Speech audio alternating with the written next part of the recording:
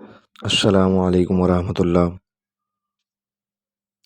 بےحد سگڑ، جفاکش اور نیک سیرت لڑکی کی عمر 40 سال سے بھی زیادہ تجاوز کر چکی تھی۔ عمر کے ساتھ ساتھ وزن بھی کافی بڑھ گیا تھا۔ رشتے آنا تو عرصہ دراز سے بند ہو چکے تھے۔ یوں ہی چند برس اور گزرے تو اس کی بھابھی اسے اپنے سب سے بڑے بھائی کے لیے بیاہ کر لے گئی، جس نے 35 سال تک عرب امارات میں محنت مزدوری کی، ماں باپ کو گھر بنا کر دیا، آدھا درجن چھوٹے بھائی بہنوں کی شادیاں کی، اور پھر اس کے بعد بھی ان کی مالی کفالت جاری رکھی، حتیٰ کہ اس کی کبھی جواب دے گئے۔ صرف ایک آخری چھوٹا بھائی شادی والا باقی رہ گیا تھا، تو وہ مستقل طور پر وطن واپس آ گیا۔ پھر ایک روز اس کی بہن اپنی نند اس کے لیے بیاہ لائی۔ 45 سالہ تندرست و توانا زوجہ اور 55 برس کا نحیف و تھکا ماندہ بزرگ، مگر اللہ کی شان، اس کی قدرت کے سال کے اندر ان کے ہاں چاند سا بیٹا پیدا ہوا۔ زچہ اپنا چلہ نہا لی تو گھر میں اس کے دیور کی شادی کا غلغلہ شروع ہو گیا۔ ساس نے پہلے ہی روز بڑی بہو کے تمغے کے نام پر گھر بھر کی ذمہ داریوں کا طوق اس کے گلے میں پہنا دیا تھا، جنہیں وہ اپنی نازک حالت میں بھی سنبھال رہی تھی، اور اب پھر ساس نے اسے یاد دلانا ضروری سمجھا کہ وہ گھر کی بڑی بہو ہے اور تمام معاملات و انتظامات سنبھالنا اسی کی ذمہ داری ہے۔ شادی کا مہمانوں سے بھرا گھر اور وہ گمن چکر بنی رہتی۔ کچن میں پکانے کھانے کے بعد صفائیاں دھلائیاں، بار بار ٹھنڈے پانی میں ہاتھ ڈالتی اور پھر جا کے بچے کو دودھ پلاتی۔ نہ اس میں کوئی سمجھ اور نہ ہی کسی کو بھی پرواہ۔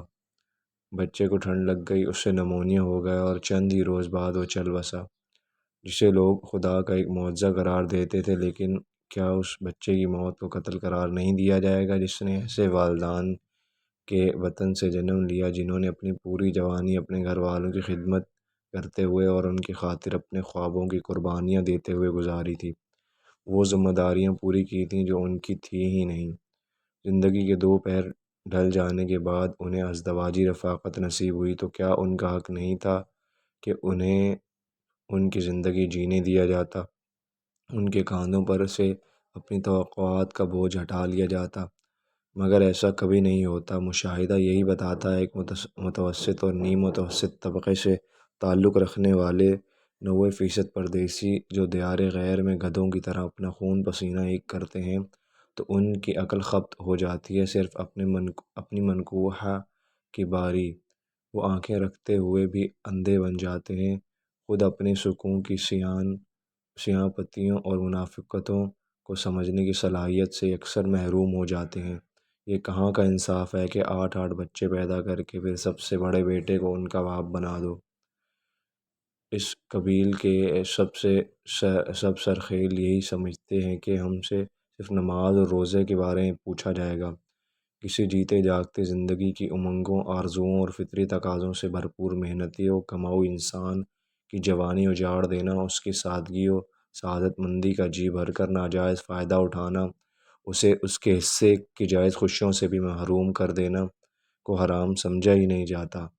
آخرت کی پوچھ پکڑ کا کوئی تصور ہی نہیں ہوتا۔ اپنے پورے خاندان کو پالنے والا، ان سب کی زندگیوں کو سنوار دینے والا بد نصیب سادہ لوح اپنے نکاح میں آئی ہوئی عورت کو سکھ سکون دینے سے قاصر ہوتا ہے، اسے اپنے خون کے رشتوں کی ریشہ دوانیوں اور سازشوں سے تحفظ دینے میں ناکام رہتا ہے۔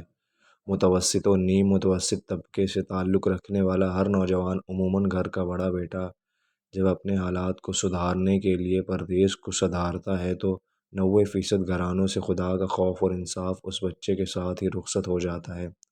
سب سے زیادہ محنت کرنے والا، اپنے خاندان کی خوشحالی کے لیے دیار غیر میں اپنا خون پسینہ ایک کرنے والا، قربانی کا بکرا، نہ تو اپنے بچوں کا بچپن دیکھ سکتا ہے، نہ بیوی کی جوانی، پھر عمر اور صحت کی پونجی گنوا دینے کے بعد خود اپنے سگوں اور خون کے رشتوں سے یہ سدا بہار قومی طعنہ سنتا ہے کہ تم نے آخر ہمارے لیے کیا ہی کیا ہے۔ تو اگر آپ سب کو ویڈیو پسند آئی ہے تو ویڈیو کو لائک اور شیئر ضرور کر دیں اور چینل کو سبسکرائب کر دیں۔